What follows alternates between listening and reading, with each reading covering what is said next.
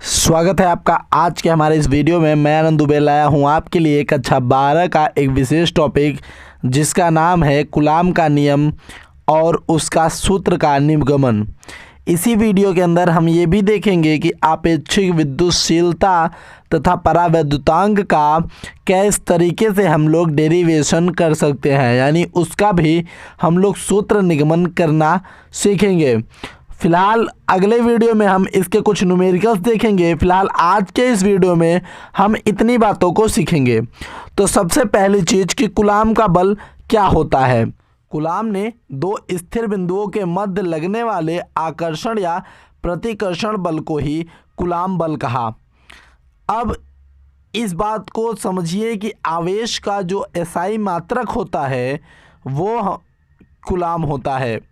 ठीक, तो कूलाम के नाम पर ही आवेश के मात्रक को रखा गया है। यदि आप ये जानना चाहते हैं कि आवेश क्या होता है तो धीरे से एक बात समझ लीजिए कि किसी पदार्थ का वो गुण जिसके कारण उस पदार्थ पर विद्युत एवं चुंबकीय बल उत्पन्न हो, वह पदार्थ का वह गुण विद्युत आवेश कहलाता है। अब हम सीखते हैं कि इसके सूत्र का निगमन किस प्रकार किया जा सकता है। तो सर्वप्रथम जो हमने बात की है कि इसका कूलाम का नियम कहता है कि दो स्थिर आवेशों के मध्य अगर दो स्थिर आवेश Q1 और Q2 हैं तो इनके बीच में जो ये लगने वाले बल हैं वो ही कूलाम बल कहलाते हैं। यदि अगर हम मान लें कि इधर से हमने एक जो है तार ले रखा है, इधर एक तार ले रखा है और यहाँ पे उसको थोड़ा सा मोड़ के हमने कुछ ऐसा रख लिया है। अब इनको कुछ दूरी पे रखा है, तो जो दूरी है इन लोगों के बीच में, तो ये तो अगर ये प्लस प्लस होंगे, अगर दोनों प्लस प्लस होंगे तो एक दूसरे पर प्रतिकर्षण बल लगाएंगे। अगर इसमें से कोई भी एक माइनस होगा तो आपस में आकर्षण बल लगाएंगे। ठीक, अगर प्रतिकर्षण होता है तो ये इधर को मतलब एक दूसरे को ठेलते हैं, लेकिन जब यहाँ पर हम आकर्षण बल देखेंगे तो एक दूसरे को खींचता हुआ बल हमें दिखाई देगा। अब ध्यान से सुनिएगा कि कूलाम के नियम से दो स्थिर आवेश एक दूसरे के गुणनफल के अनुक्रमानुपाती तथा उनकी बीच की दूरी के वर्ग के व्युत्क्रमानुपाती होते हैं।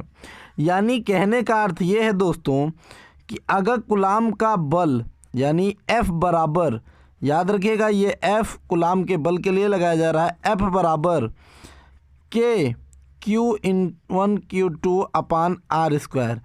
अब प्रोपोर्शनल दैट लगता है यहाँ पे। ये जो K है एक नियतांक है दोस्तों। क्या है ये एक नियतांक है। कैसा नियतांक है दोस्तों?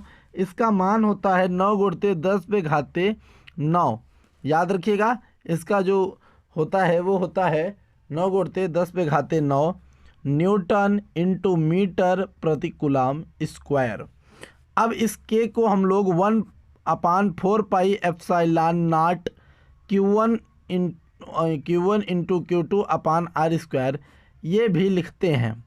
अब इसमें ये एप्सिलॉन का जो मान होता है वो 8.85 गुणित 10 पे घाते -12 कूलाम स्क्वायर और प्रति न्यूटन इंटू मीटर स्क्वायर, यहाँ पे भी स्क्वायर होता है, ये होता है। अगर आप ये चाहते हैं कि इस पूरे का मान कैसे ये होता है तो आप हमें वीडियो के नीचे कमेंट करके बताइएगा, तो हम इसके लिए भी एक वीडियो दे डालेंगे। अब देखिए ध्यान से दोस्तों, अब यहाँ पे हम F बराबर, याद रखिएगा यहाँ पे अभी ये K नहीं रहता है, ये केवल proportional that Q1 into Q2 है। अब जैसे यहाँ पे बराबर लगेगा यहाँ पे Q1 इंटू Q2 लग गया और ये R स्क्वायर हो गया। अब F बराबर K का अगर हम लोग वैल्यू रखना चाहें तो वैल्यू भी रख सकते हैं या तो हम इसको रख देते हैं, तो ये Q1 अपान Q R स्क्वायर। तो ये हमें यहाँ से एक जो है सूत्र मिल गया कूलाम का। याद रखिएगा हमने इसका जो वैल्यू है आपको यहाँ पे लिख दिया है कि इसका ये वैल्यू होता है और एप्सिलॉन नॉट का वैल्यू ये होता है। तो इस तरीके से हम लोग इसका जो है सूत्र का निगमन कर सकते हैं कूलाम के बल का।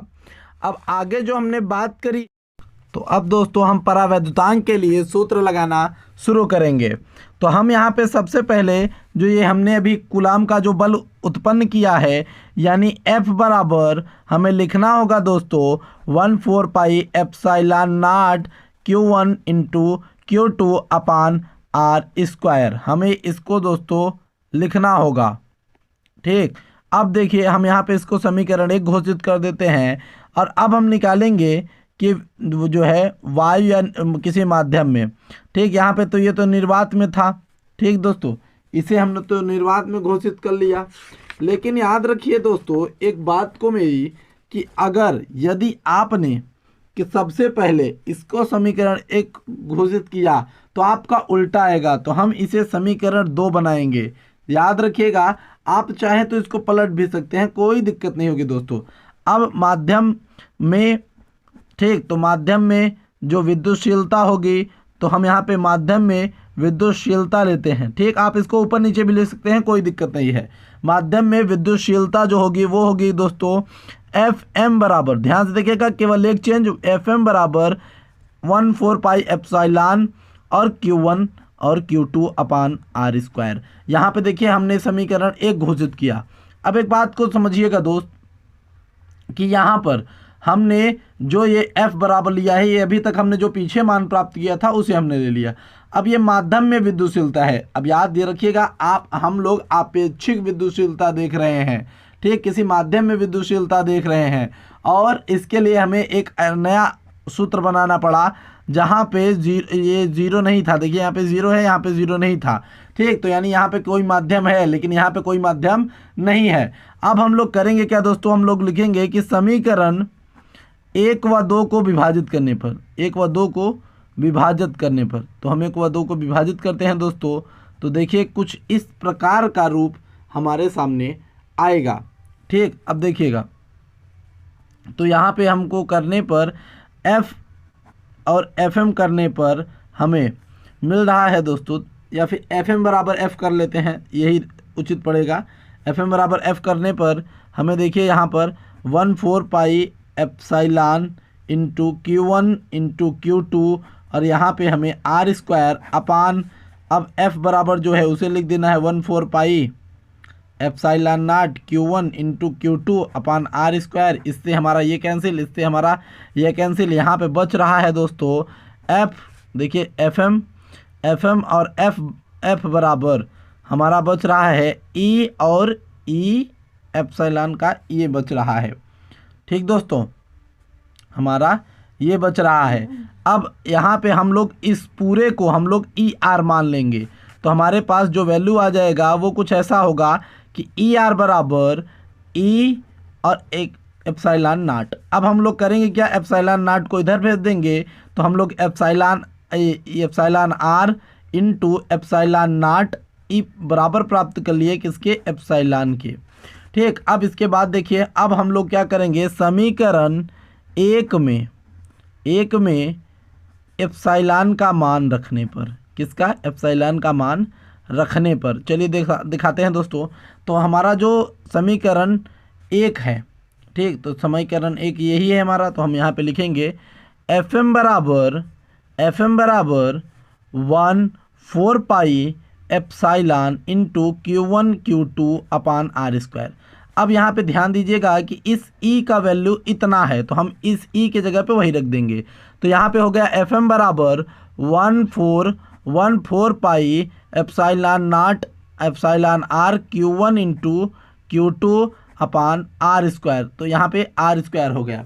ठीक, अब देखिए यहाँ पे, अब ये हो गया Fm बराबर 1/4 pi epsilon not cross AER, और ये हो गया Q1 इंटू Q2, और ये हो गया R²।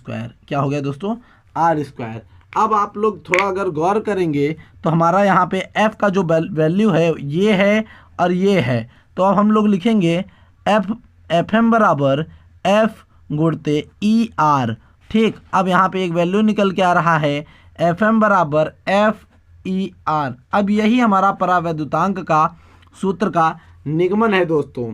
तो हमने अपनी आज की इस वीडियो में आपको परावैद्युतांक यानी आपेक्षिक माध्यम में विद्युतशीलता का सूत्र का निगमन सिखाया। ठीक, अगर आपने इसको ध्यान से नहीं देखा है दोस्तों तो एक बार वीडियो को थोड़ा जो है पीछे करके ज़रूर देखिए। और हमने आज आपको कूलाम के बल को समझाया। बहुत ही जल्द हम इसके ऊपर न्यूमेरिकल लाएंगे। तब तक के लिए धन्यवाद, मिलते हैं अगले वीडियो में।